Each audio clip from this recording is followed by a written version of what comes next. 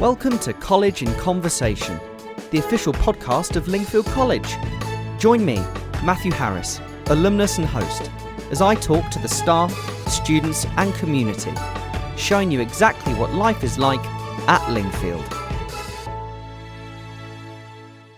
Hello everyone and welcome to another episode of College in Conversation. Now today I'm sat down with a fellow Crystal Palace Football Club supporter. So this is by far and away my favourite podcast that I've ever done, and we haven't even spoken a word yet, and I think that's fair to all my other guests. I'm sorry, but if you support Palace, you're going to get a better interview. It's just the way it is. So, today I'm sat down with the wonderful Mr. Hagan. We're going to be talking about his life before Lingfield, his role as head of digital learning, his work as a UCAS coordinator, and everything and anything in between. So, firstly, Mr. Hagan, how are you today? A bit wet, very wet day as we're recording this. But apart from that, I'm very happy. Thanks. Yeah, I hope you're well. Yeah, I'm not doing any worse than normal, so we're okay there. And yeah, we'll start off with talking about your life before Lingfield. What were you up to, and what brought you to the school? Yeah, I have to go way back because it goes back to school to end up at a school, I guess. But I went to a state school in Bromley, and I was one of those students that wasn't necessarily the best behaved between the years 9 and 10 at least.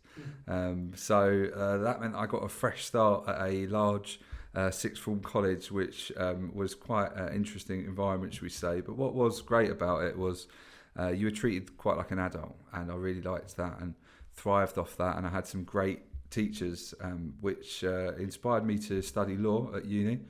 So I did go and study law at university, which I loved the academic side of law. It was fantastic. And I kind of always wanted to come back and teach because of that experience at 16 to 18. But I ended up doing better at university and law than sort of anyone expected me to do, including myself to some extent. And was sort of pushed into, everyone wants to go and be a solicitor if they're doing law. If you've got the grades and the chance, you should do it. So I did get the chance to do it and thought I'll give it a go. And I did fully qualify as a solicitor actually, but my heart was still kind of with teaching. So qualifying into a session helped me to make the decision to get into teaching before the money got too good in law. I think that's the best way to do it. So like Mr. Ball, we're both qualified solicitors, although he was at a larger firm than myself. So my passion really to get back into teaching as well was to really sort of show that law and business aren't actually very difficult subjects if you take out the jargon, explain it simply, which is still kind of what I try and do now. But schools-wise, I started off at, briefly, my school, which was interesting, having been a dodgy student there, and then a very, very good state school in the Bromley area, where I spent 4 years, then moving on to an international school in central London, which was very different and very small, and with an eye on maybe moving to Switzerland one day, being half Swiss. But we had about 15 kids in each year group, the Princess of Ethiopia, and students with private chauffeurs, and oh wow! One guy was outside on the door with a gun from a security point of view from one student. For like hostage potential type things. Ambassadors' kids. I remember telling off a girl, almost telling her off, because she was like, "Sir, can I have a day off school?" I was like, "Why? Why are you going to miss class?" "I'm meeting the Queen." I was like, I think that's okay. It's just a bit above your pay grade, that one, isn't it? You don't want to get in trouble with the palace. Exactly. Yeah, she'd only been in the country a few months, and that was her second time. So, oh wow, quite different, but a really interesting experience where I became head of humanities, sort of deputy head in the sixth form, head of enterprise and careers and UCAS there, because it was a small school. We took on sort of multiple roles. But I wanted to move further out into these beautiful green pastures that we have here. Indeed. We'll whack that on the website. Oh, no, I mean, very much so. I have started to cycle to work, actually, in recent months before it got so wet. And it is a joy to be able to go through these beautiful country lanes and get to this site where we've got the lovely view back to the downs. And that's kind of one of the things that made me look further afield. And I wanted to find a school that was relaxed, and even though it was independent, it wasn't actually kind of another world to a crazy level, and that students would be, down to earth and responsive, and still feel like you can make a difference and help. So I think Lingfield very much is that. That's fantastic. And you mentioned about earlier on in that answer about making law and business more approachable by sort of removing the jargon. How have you adapted that as you've moved forward? Was that easy initially? Because obviously if you came straight from a law firm, you'd be communicating with that sort of nomenclature day in, day out. So how was that transitioning from working into a law firm to teaching? I didn't find that too difficult. I've always been quite straight talking and would often have friends, adult friends, who, whilst being adults, don't necessarily have a great academic background, and they wanted me to explain something in the simplest of terms. And I'd say that was kind of my strength as a solicitor, had those client meetings and translating it. So I found that fine. And I did used to be able to teach law A-level. We don't offer it here at the school at the moment, but we do certain law clubs and law elements. But I think that is something that's been quite natural to me, actually. Not something I've had to actually work on, I'd say. That's fantastic. And we mentioned in the introduction that you work as one of the digital learning staff members here at the school. And it's, such an essential tool for any educational institute in this landscape, and is only going to adapt and grow moving forward. I'd love to initially start with what drew you to that side of things at Lingfield, and what have you implemented as a team so far that you think has had a positive impact on the school? Well, it's definitely a team effort, first of all. So it's myself, Mr. Monk, who's very much the brains behind the operation, and Miss Fallows, as well as some other staff that help out. And drawn to it from a young age. My father worked for BT over 40 years in software and hardware, and he was much more technical than myself, a bit like Mr. Monk. Whereas I was kind of a competent user and have always used tech to benefit me in my role, whether it's a solicitor or teacher. I've always found it's increased my productivity and the way that I can help students at school, for instance. So it was always something quite natural to me. And at the international school, we used to work in that way. All students had a device. Then when I came to Lingfield College, I had some great training sessions on digital learning from Miss Allen, who had already taken the school on fantastically, leaps and bounds. And then when she decided to pass the baton on, it was a no-brainer to go for it there. She'd introduced things already, Firefly being kind of one of the big last things before I took over, but lots of things before then as well. It was a no-brainer from what to apply for it and try and take it forward from what had already happened, which was some great foundations actually. And it was quite a great role around teaching until COVID. That made it one of the toughest extra responsibilities. That was an extremely crazy time for myself, Mr. Monk. I don't think we've ever worked so hard, but we were very determined to give the best learning experience that we could. We're quite proud of how that went and how hard we worked, but that it paid off. And we want to build on that momentum, but that is difficult to directly build on. Mr. Monk's the brains. I come back and say, let's have all the kids bring their laptops in, their personal devices with them straight away. And him and the IT team that we work with tell us that it's not that simple for very good reasons. And it's good that we work as a team that way, because I kind of translate things to the teachers, and then they know all the technical knowledge, and it is a step-by-step process that we're building on in the future. That diversity of opinion, I think, is incredibly important in any work establishment. So that's really good that your skill set complements other people in the team. And from the COVID experience, I came back here in the autumn of 2020, so students were back here, but my brother was in year 13 during that pandemic, and he took his A-levels digitally and everything like that. And while obviously it was a huge had a massive effect on those kids, I know from his experience that you guys did as good a job as you possibly could have done. So I know that he would be really complimentary of everything that you guys did in that situation, as difficult as that would have been. Well, we've talked about the past of digital learning. Let's talk about the future, specifically at Lingfield. What type of things would you like to implement or possibly see being implemented in the future? And how do you think the digital landscape in education as a whole will probably adapt going forward, or your best guess? Yeah, we see it as a very important skill, digital skills. It's in our educational vision. Mr. Fast is very keen on it as well. So we want to develop it in a way that is authentic to the challenges that students will have in the future in the workplace. So we don't necessarily want iPads in a lesson for a kind of one-off thing that you might do just for fun. We want students to get used to not individual applications, but how they might walk into a meeting in the future and not just make notes, but have the agenda automatically distributed to them, add notes to it, add audio, drag in files, use visual stylus pens, etc., to work in a more creative but futuristic way. And we just want them to kind of get used to that, confident with that, and also benefit from the productivity gains that technology can give you. But it is always a constant balancing act, because exams are still written and students definitely need to develop those important foundational skills. So we have got plans in place about how to balance the two. Personally, at the moment, I'm doing a lot of trials with OneNote as an app, which we've seen other schools utilise as well.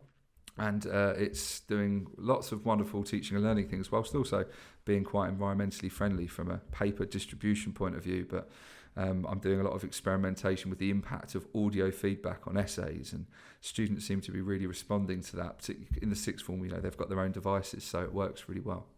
Yeah, absolutely. And like you mentioned earlier on in the podcast, you're sort of liking when you were at school of being treated more like an adult and, being taught things directly linked to when the students will be in a workplace. And as you mentioned, they're looking forward when they get jobs in work meetings, as you say, with the agendas and all those various bits and bobs. It's nice that you link it to that, because I know a lot of it will be done at university in that way of, being independent with taking notes and independent learning, and the productivity will help in that side. So it's nice that while it helps students of all ages through the school, it's directly prepping those kids for the workplace itself. If you would like to sponsor our podcast, please email marketing@lingfieldcollege.co.uk. Let's move on to your role as a UCAS coordinator. So I'm sure all the Year 13s by now spent a lot of time with you, and the Year 12s are gearing up to spend more time with you, so they probably know a bit more about what you do. But I know this will be really useful for any students lower down in the school and parents of. What does that role entail? Sure. Well, it entails working with Mr. Scott. Again, I've got a very helpful person with me. It's a joint effort. We're both co-leads on UCAS. But it's really about helping students put their best foot forward and learn about why they might want to go to university, which course, and help them pick the right option. And when it comes to university, we don't just advise university. We've got Mrs. Mortimer, who works with the students in regards to apprenticeships or degree apprenticeships. So it's educating them about the options and getting them to really, really think as much as possible what would be right for them. I'm really proud that as a school, we don't have targets of how many students we get into Oxford or Cambridge or Russell Group unis, although we're very successful on those fronts, to be honest. But we've had students who are the head student who have turned down Exeter University to do a degree apprenticeship at Pearson because it's right for them. And that's the sort of thing that we're really trying to do, is help them to make an important decision properly and not for the wrong reasons. It's really good to hear that you're sort of helping them find the answer to their own question rather than telling them it, presenting them with options and giving them the detail and allowing them to make a decision based on that. Because a lot of the time at school, regardless of what school you're at, you are sheltered. You're making a best guess. You can go to all the open days and things that you want, but presenting them with that information is fantastic. I'd love to ask you what your sort of advice would be to either people that are in sixth form now or lower down in the school that are a bit nervous about the fact that when they're asked the question, so what do you want to be when you grow up, or what do you want to do after school, and they go, I've got absolutely no idea, what advice would you give to kids that think that? Well, the first thing I say is, nor do I know what I want to do when I grow up. Just because there's this idea that we have to pick forever. And obviously now we know the stats, the figures behind career changes, job changes, etc. So I try and make them feel like it's okay that you don't know. Lots of teachers might not do this forever. I think I will, but I've made a career change and other people will make it the other way. So that's a starting point to make them not feel anxious about that. The other thing is I really try and think about them going with their heart. What subjects do you enjoy the most? Obviously, there has to be a bit of a balance there between, if I want to have this career, I'm going to have to do certain subjects. But I always think that you're going to At university and in a job, work harder in the thing that you really enjoy and ultimately end up on the better income down the line and work your way higher up if it's something you're passionate about.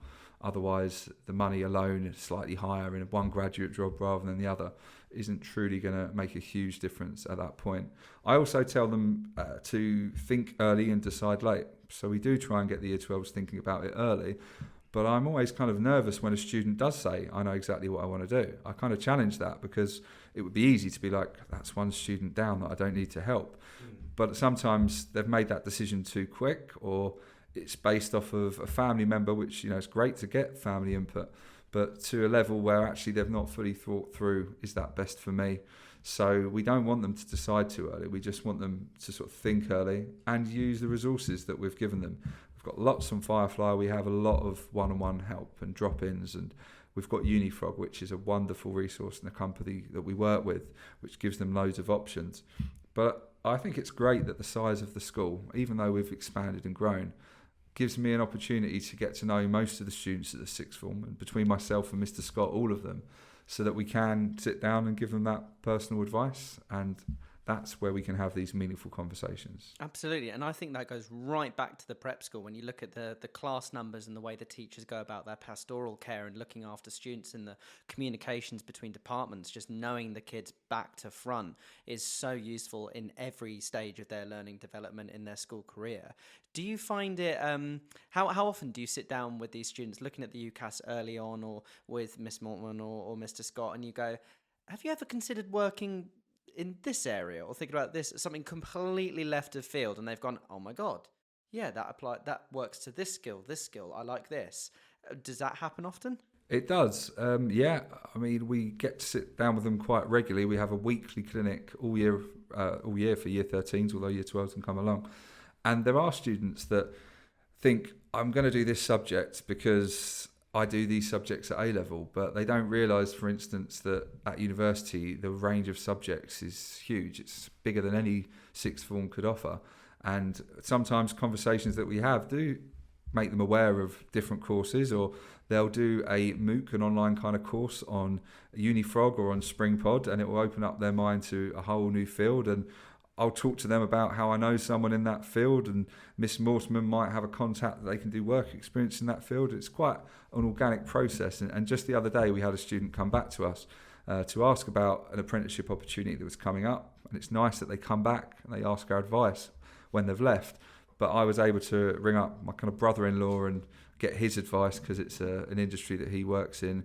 And it really helped the student to kind of move into the part of media agencies that is going to be the most creative and right for her. So, yeah, it's one of the things I really enjoy. I only go for extra responsibilities that I'm truly passionate about, and I wouldn't give them up easily. I really enjoy both of them, and particularly the UCAS system. It's very rewarding when you see students get excited about the future and about university, which was the best years of my life. But apprenticeships are becoming increasingly popular, especially on the money front with university fees going up.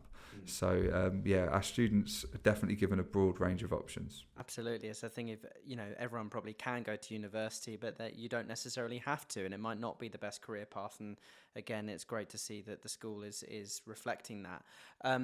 One final question, I guess, is it's not really do's and don'ts, that's probably incorrect, but what are the pieces of advice you seemingly give every single year en masse to sixth form students about UCAS, or things that they say, oh, I don't need to worry about that, and you go, no, you do, every year after year? Well, I'd say it's often about what university to study at. So sometimes students maybe have an overemphasis on the league tables and the rankings, but they are wildly different between the Times and the Guardian. And some of the universities that aren't as old in their traditions are actually higher up in the rankings than some of the Russell Group unis. So I'd say to them not to overly focus on the league table as your factors, and also location. Some students think, I have to go to the other side of the country to have a good uni experience. And whilst it's great to see another part of the country for a few years, I remind them that lots of uni students go home on weekends. So if you can't, because you're so far away, it can be a bit lonely. It could be quite far away, and you might think Manchester or Liverpool are exciting places, but if you've only grown up in a small village in Surrey, that could be quite a leap. So, no, yeah. absolutely. Definitely can. Yeah. So I tell them to definitely think about that and go and see it. And I point them towards some of the very respectable and fun and great universities that are not necessarily hours and hours and hours away. I also encourage them not to necessarily go to the same university as their friends. They'll make new friends.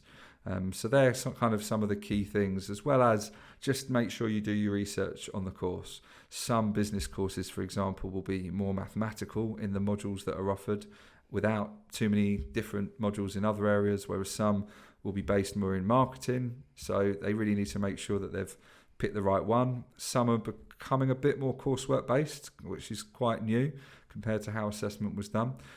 Is that for you? Is that not for you?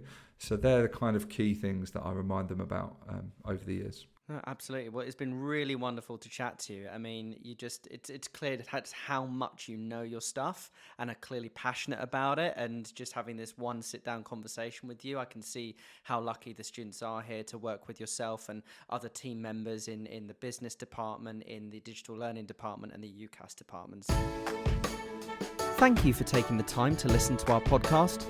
We hope you enjoyed it and look forward to welcoming you back for another conversation at Lingfield College very soon.